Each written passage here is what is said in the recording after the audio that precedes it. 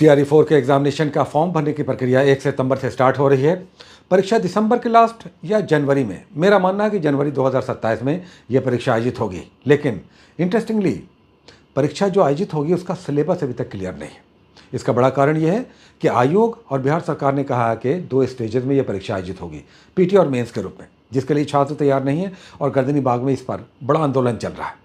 यह आंदोलन आने वाले समय में और उग्र होगा, बड़ा होगा। और छात्रों की जो मुख्य मांगे हैं कि 2 स्टेज में हम तैयार नहीं हैं, आप एक स्टेज में इस परीक्षा को लीजिए, नेगेटिव हटाइए।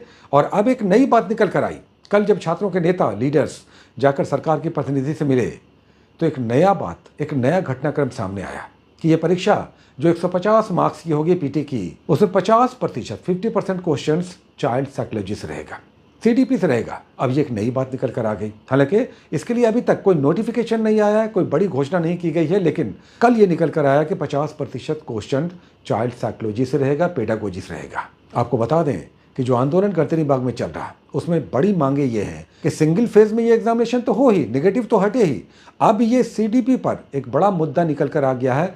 CDP किसी भी तरह से एक्सेप्ट नहीं होगा। तो ये आंदोलन जैसे जैसे आगे बढ़ेगा, सरकार को मांगे मानना पड़ेगा, आयोग को भी झुकना पड़ेगा। चूंकि ये नई बात निकल कर आई है जिसके लिए सीटेट बीटेट या स्टेट छात्र दे चुके हैं, जिसकी परीक्षा हो चुकी है, अब यहाँ पर CDP का पेपर लाना थोड़ा सा तार्किक नहीं लगता है। एनीवे, ये आने वाले समय में दिखाई देगा कि इस पर क्या निर्णय होता है। मेरा मानना है कि इस पर निर्णय छात्रों के हित में आएगा। इस बीच पढ़ाई तो आपको करना है, क्योंकि एग्जामिनेशन दिसंबर में होगा तो बहुत सारे स्टूडेंट्स नए होंगे, फ्रेशर्स होंगे, पढ़ाई छोड़ चुके होंगे, अब तैयारियों में लगना चाहते हैं।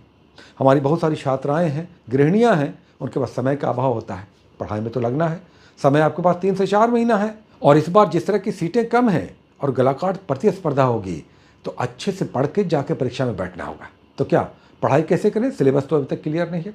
सिलेबस क्लियर है, 50% सिलेबस क्लियर है। GK GS आएगा ही आएगा, बिहार स्पेशल आएगा ही आएगा, और तो और करंट अफेयर्स आपको बहुत परेशान करेगा। और ये कई बार स्टूडेंट्स को समझ में भी नहीं आता। जब एग्जामिनेशन होने वाला होता है 1 महीने पहले 1-2 पतली सी मैगजीन लेकर करंट अफेयर्स की तैयारी स्टूडेंट्स करने लगते हैं, जिससे क्वेश्चंस पकड़ में नहीं आता, और ये बड़ी भूल होती है। मेरा मानना है कि एग्जामिनेशन दिसंबर या जनवरी में अगर होगा तो 1 साल पीछे का करंट अफेयर्स करना ही पड़ेगा, करना चाहिए। हर परीक्षा के लिए करंट अफेयर्स 1 साल पीछे का करना होता है। मतलब जनवरी 2026 से आपको स्टार्ट लेना चाहिए करंट अफेयर्स में, और इस पर आपको अपना काम बढ़ाना चाहिए, मेहनत बढ़ाना चाहिए, नॉलेज बढ़ाना चाहिए। हमने प्रतियोगिता दर्पण का 3 सीरीज जनवरी, फरवरी और मार्च 2026 का पहले ही डाल रखा है। ये देखिए, उसका एक थंबनेल हम दिखा रहे हैं।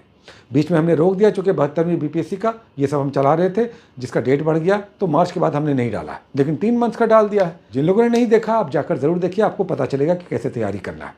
बिहार स्पेशल की एक बुक आपके पास रहनी चाहिए, और इतिहास से स्टार्ट लीजिए, यूरोपियनों के आगमन से स्टार्ट लीजिए, वहाँ से और 1 बाय 1 पढ़ना शुरू कीजिए। ज्योग्राफी ऑफ बिहार, बहुत सारे प्रश्न आते हैं बिहार के भूगोल से, तो वो सब आपको पढ़ना होगा। तो ये सब आपको पढ़ना स्टार्ट कर देना चाहिए। पढ़ने को बहुत कुछ है। मतलब ये कि आंदोलन चल रहा है, सरकार का अड़ियल रवैया है, आयोग अपने ढंग से नित नई घोषणाएं कर रहा है, लेकिन मेरा मानना है कि इन सब के बीच कुछ अच्छा रास्ता निकल कर आएगा, रिजल्ट आएगा, छात्रों के हित में आएगा, आपके हित में होगा। इसके लिए इत्मीनान रहिए। बस आपको अभी समय निकलता जा रहा है, इसको यूज़ करना चाहिए, क्योंकि जो अभी पढ़ेंगे, समय जैसे से निकल रहा है, ये आपकी निधि होगी, पूंजी होगी, एक्स्ट्रा आपकी पढ़ाई होगी।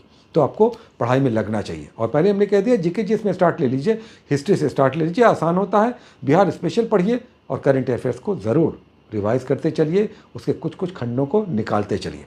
ठीक है, आगे बात होती रहेगी, लेकिन हम आपको आश्वस्त करना चाहेंगे, जो भी निर्णय होगा छात्रों के हित में होगा, ये आप इत्मीनान रहे। बहुत सारी शुभकामनाएं। All the best. Take care.